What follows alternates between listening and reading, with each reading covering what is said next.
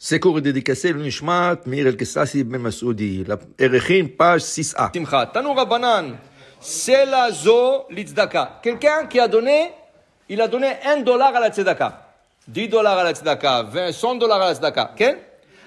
עד שלא באת לידי הגבאי, מותר לשנותה. משבאת לידי הגבאי, אסור לשנותה. Une fois qu'il a donné au gabaï, celui qui ramasse la tzedaka, on ne peut plus prendre cet argent et le prêter à quelqu'un. Mais avant que ça arrive chez le gabaï, quelqu'un vient, tiens, j'ai besoin de $100. Ah, tiens, j'ai $100, je vais aller le donner, payer mon éder. Ah, j'ai besoin de $100, tu peux lui donner un prêt. C'est sûr qu'il va le retourner et tu vas le donner à la tzedaka. Tant que ce n'est pas venu aux mains de gabaï, tu peux la prêter. Une fois aux mains de gabaï, on ne peut plus la prêter. La Gemara pose une question. Ini va Rabbi Yanai yazifu para. Une fois Rabbi Yanai qui était un gabaï tzedaka, quelqu'un lui a donné la tzedaka pour la synagogue ou pour le pauvre. Qu'est-ce qu'il a fait? Il avait besoin de lui. Cet argent, il l'a utilisé comme un prêt. Okay? Et après, après il a payé. Mais tu as dit, une fois que ça arrive aux mains de gabaï, on ne peut plus la prêter. Dit la Gemara, Shan et Rabbi Yanai. Rabbi Yanai, c'est différent. Pourquoi? Deni chalou la'aniim. De kama de mash'e ma'aseh ou ma'itiléo. Rabbi Yanai collectait, c'est lui le gabaï. Maintenant, qu'est-ce qui est arrivé? Quand il n'y avait pas de l'argent dans la caisse, lui il sortait et ramassait encore. Alors le halim, il disait, même s'il a emprunté, c'est pas un problème, il va aller collecter. Et c'est ça qu'il a fait. Quand il a emprunté de la caisse, quand il avait besoin, il allait chercher d'autres argent pour le pauvre. Alors le pauvre, il disait toujours, c'est bon. Alors par exemple, on va faire ça actuel, on va le rendre à l'akha actuel. Okay? Regarde, chacun il a une coupa tzedaka à la maison. Okay? Il y en a qui ont même dans la voiture une coupa tzedaka. Il y en a qui ont dans le bureau. C'est très important la tzedaka. Tzedaka tatil mimavet, la tzedaka sauve même de la mort sûre. La tzedaka te sauve. Okay? Alors c'est très important d'avoir des boîtes de tzedaka partout. Comme ça tu peux donner la tzedaka.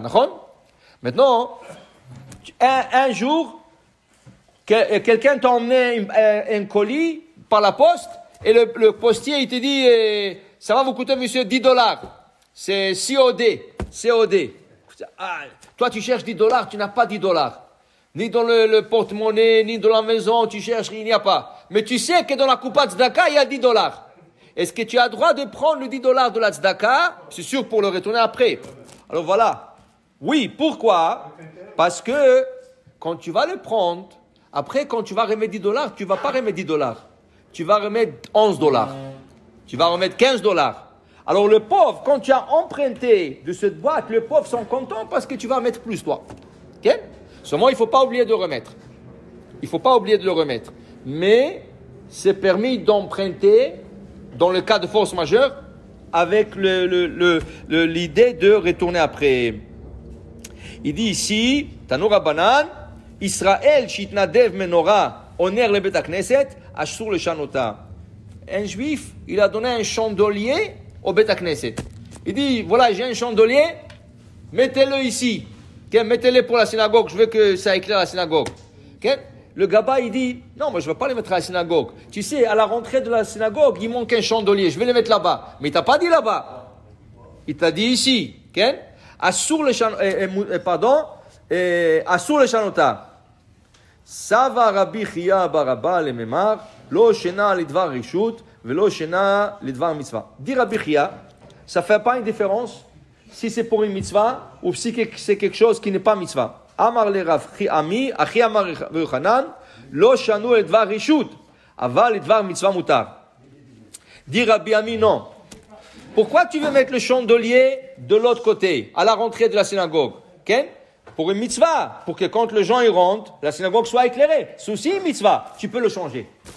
Mais si tu prends le chandelier et tu le mets quelque part dans un basement qu'on ne va pas utiliser, ça ne va pas être une mitzvah, c'est reshoot, ça c'est assour. Tu le mets pour une mitzvah. Alors quelqu'un t'a donné un objet, pas de l'argent, un objet pour le placer quelque part. Tant que tu peux faire une mitzvah avec cet objet, tu peux le placer où tu veux. Mais si tu ne veux pas le placer pour une mitzvah, tu ne peux pas le changer.